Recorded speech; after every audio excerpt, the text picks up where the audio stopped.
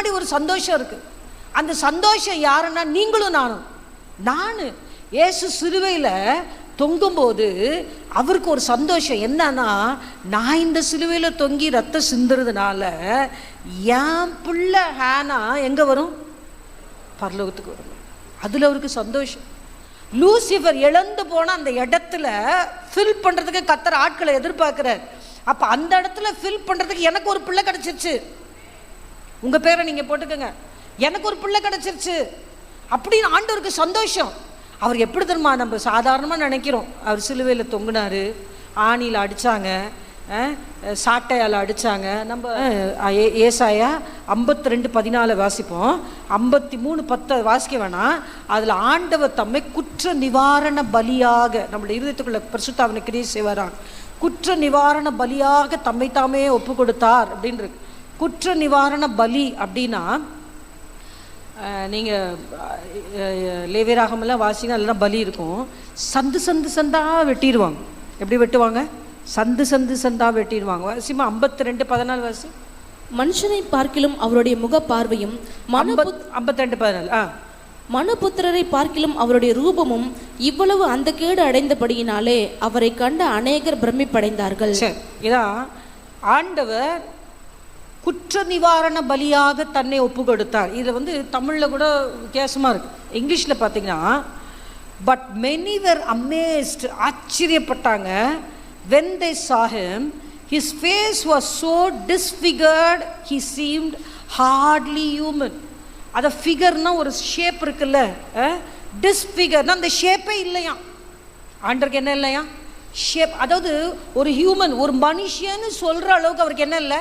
ஷேப்பே இல்லை. And from his appearance one would scarcely he was a man. அதாவது அவரோட அப்பியரன்ஸை பார்க்கும்போது ஒரு மனுஷன்னு கூட தெரிஞ்சிக்க முடியாத அளவுக்கு அவர் இருந்தார். அவரோட முகத்தை பார்த்தாலும் அதில் ஒரு முக ரூபமே இல்லை.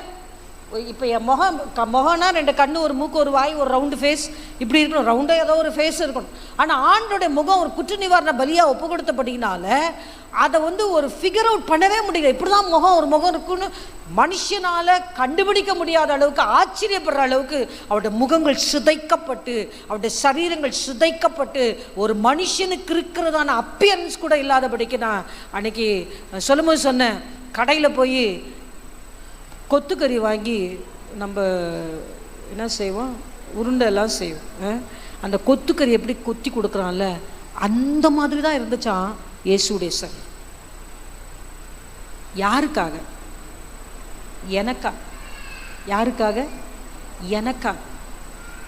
எனக்காக. நான் தாயின் கருவில் உருவாவதற்கு முன்பதாகவே, உலக தோற்றத்துக்கு முன்பதாகவே கர்த்தர் உங்களை பேர் சொல்லி அழைத்தார். நம் தாயின் கருவில் உருவாகும் போதே அவருடைய கரம் என்னை பாதுகாத்து, எலும்புகள் எல்லாம் உருவாவதற்கு முன்பதாகவே அவருடைய கண்கள் என்னை கண்டு, ஏற்ற காலத்தில் கர்த்தர் என்னை வெளியில் கொண்டு வந்தார். என்னை வித்தியாசமான வழிகளில் கர்த்தர் நடத்தினார். எனக்கு ஏற்ற காலம் வரும்போது கர்த்தர் ரட்சிப்பை கர்த்தர் கொடுத்தார். எனக்கு என்னுடைய பேர் எல்லாத்துக்கும் மேலே என் பேர் பரலோகத்தில் இருக்கிற ஜீவ புஸ்தகத்தில் எழுதப்பட்டதில் சந்தோஷமாக இருக்கிறவங்க மட்டும் ஒரு அல்லேலூயா சொல்லுங்கப்பா. என் பேர் பரலோகத்தில் ஜீவ புஸ்தகத்தில் எழுதப்பட்டிருக்கிறது. ஃபாரின்ல கிரீன் கார்டு கிடச்சிச்சுன்னா சந்தோஷப்படுறான். பரலோகத்தில் என் பேர் இருக்கு, என் பேர் இருக்கு. உங்கள் பேர் இருக்கா? இருக்கு. நல்ல ஒரு அல்லேலூயா சொல்லுங்கப்பா. இதுக்கெல்லாம் காரணம் யாருங்க? இன்னைக்கு இந்த பூமியில் இத்தனை பிரச்சனைகள், எவ்வளோ போராட்டம். நமக்கு இருக்கிற போராட்டம் உலகத்து மனுஷனுக்கு இருந்தால் அவன் செத்தே போயிடுவான். ஆனால் நம்ம நிற்கிறோம்ல, காரணம் என்ன? என் அப்பா மேலே இருக்கிற நம்பிக்கை, என் அப்பா மேலே இருக்கிற விசுவாசம். என் அப்பா என்ன நடத்துவார். இன்னைக்கு நல்ல நல்ல பாட்டாக பாடினாங்க. அவர் கர்த்தருடைய கண்மணி. நீனும் நாங்களும் கண்மணிங்க. அவர் தொட விட மாட்டாரு. அவர் உள்ளம் கையில் என்ன பண்ணியிருக்காரு? வரைஞ்சி வச்சிருக்கிறாரு. அவர் என்னை பார்த்து சொல்றாரு, நீ என் தாசன், நீ என்ன தெரிந்து கொள்ளல, நான் தான் உன்னை தெரிந்து கொண்டேன். உண்மை. நம்ம தேடி போல, நம்மளை தான் தேடி சுவிசேஷம் சொல்ல ஆட்கள் வந்தாங்க. யோசிச்சு பாருங்களேன், ஆண்டவருடைய அன்பு எவ்வளவு பெருசு. ஆனால் அவர் எவ்வளவு பெரியவர். எல்ஷடாய், சர்வ வல்லமை உள்ள தேவன். அவரால் செய்யக்கூடாத அதிசயமான காரியம் ஒன்றுமே இல்லை. ஒன்றுத்துக்கு உதவாத, குப்பையில் கடந்த, எல்லாராலும் தூக்கி எறியப்பட்ட என்னை தேடி கர்த்தர் வந்தாரு. எனக்கு என்ன படிப்பாக இருக்குது, எனக்கு என்ன அழகாக இருக்குது, எனக்கு என்ன திறமையாக இருக்குது, என்னை கத்தர் தூக்கி எடுத்தா நான் பரிசுத்தமாக வாழ்வேன்ற நம்பிக்கை அவர் என் மேலே வச்சா என்னை தூக்கி எடுத்தாரு. அவருக்கு பயப்படுகிற பயம் இருதயத்தில் இருக்கும். அவரை நான் வருத்தப்படுத்தாமல் நான் வாழ்வேன் நினச்சா என்ன கத்தர் அவருக்கு என்று சொந்தமாய் தெரிந்து கொண்டார். கத்தர் உங்களே என்னை பார்த்து சொல்ல, என் சொந்த ஜனம், பரிசுத்தமுள்ள ஜனம் அப்படின்னு கத்தர் உங்களே என்னை நம்மளை ராஜாக்களாக ஆசாரியர்களாக கத்தர் மாற்றி இருக்கிறாரு. இதெல்லாம் நம்ம கண்ணு கொஞ்சம் பார்க்கணும். அவர் உள்ளம் கையில் உங்களை வச்சிருக்கிறாரு. கரத்தின் நிழலெல்லாம் நம்மளை மூடுகிறார். செட்டை நிழல்களில் கத்தர் நம்மளை மூடி பாதுகாக்கிறார். வாதை நம்மளுடைய கூடாரத்தை அணுகாதபடிக்கு பாதுகாக்கிறார். இதுக்கு நானும் நீங்களும் ஏமாத்துறங்க. தேவனுடைய அன்பை நான் தான் சொல்லுவேன், வாரத்தில் ஒரு நாள் கத்தருடைய சமூகத்தில் உட்கார்ந்து கத்தர் என் மேலே பாராட்டுகிற அன்பை கொஞ்சம் நீங்கள் நினைச்சிங்கன்னா நம்மளுடைய இருதயம் நன்றியினால பொங்கும். எத்தனை பேர் வேணான்னு தூக்கி போட்டாங்க நம்மளை, நீ எதுக்குமே பிரயோஜனம் இல்லைன்னு சொன்னாங்கல்ல. நம்ம இன்னைக்கு திருமணமாகி இருக்கிற சகோதரிகள் நம்ம குடும்பத்தில் ஒன்றுத்துக்கும் பிரயோஜனம் இல்லைன்னாங்க. கல்யாணம் பண்ணி வந்தும் பிள்ளைங்களாம் நம்மளை யாரும் மதிக்கிறது இல்லை, கணவர் மதிக்கிறது இல்லை, மனைவி மதிக்கிறது இல்லை. எல்லாராலும் தூக்கி எறியப்பட்ட நிலைமையில ஆண்டவர், மகளே நீ எனக்கு வேணும், நீ எனக்கு வேணும். இன்னைக்கு அவர் தூக்கி நம்ம எடுத்தபடினால் இன்னைக்கு நம்ம உட்கார்ந்துருக்கோம். நம்ம வருத்தப்படக்கூடாதுன்றதுக்காக நமக்கு பார்த்து பார்த்து பார்த்து ஒவ்வொரு காரியத்தையும் செய்கிற தேவன், ஜெபத்தை கேட்கிறவர், ஜெபத்துக்கு பதில் தருகிறவர். இந்த வசனத்து மூலமாக கர்த்தர் நம்மளை பேசி ஆறுதல் படுத்துகிற தேவன். பரிசுத்த ஆவியானோட அபிஷேகத்தை யோசிச்சு பாருங்க, எவ்வளோ செஞ்சிருக்கிறார்.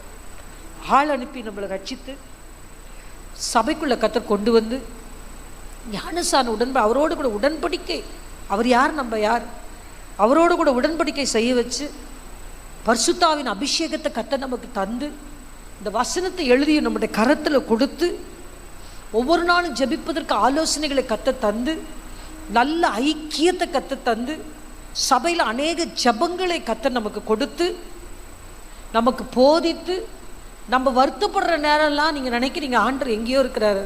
ஒன்று மட்டும் சொல்கிறேன், ஆண்டவர் உங்கள் அருகில் இருக்க தான் செய்வார்.